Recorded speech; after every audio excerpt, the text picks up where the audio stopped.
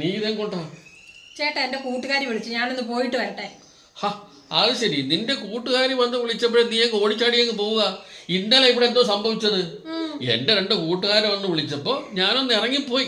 തിരിച്ചു വന്നപ്പോ ഇച്ചിരി താമസിച്ചു പോയി. അത് മാത്രമാണ് ഞാൻ ആകപ്പാടെ ചെയ്ത് തെറ്റ്.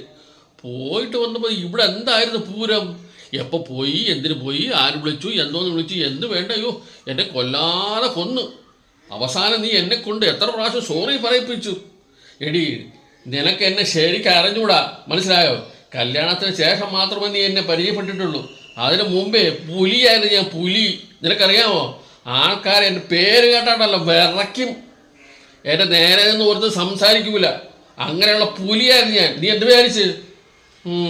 അങ്ങനെയാണെങ്കിലേ ഈ പുലിയെ കാട്ടിൽ തുറന്നു വിടണോ കൂട്ടിലടയ്ക്കണോന്ന് ഞാൻ തീരുമാനിക്കും.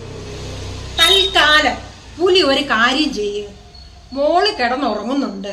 ഞാൻ വരുന്നതിന് മുമ്പ് മോൾ എണീക്കാൻ അവളെ കുളിപ്പിച്ച് ഡ്രസ്സ് മാറ്റണം. ഡ്രസ്സ് എടുത്ത് ഞാൻ സോഫയിൽ വെച്ചിട്ടുണ്ട്. കേട്ടല്ലേ പുലി? എന്നാ ഞാനൊന്ന് പോയിട്ട് വരട്ടെ പുലി. ഏത് ഡ്രസ്സ് മാറ്റണം? പച്ച വേണോ മഞ്ഞ വേണോ? അതേതെങ്കിലും ഒക്കെ ഇട്ട് കൊടുക്ക. ഞാൻ വരാം പുലി.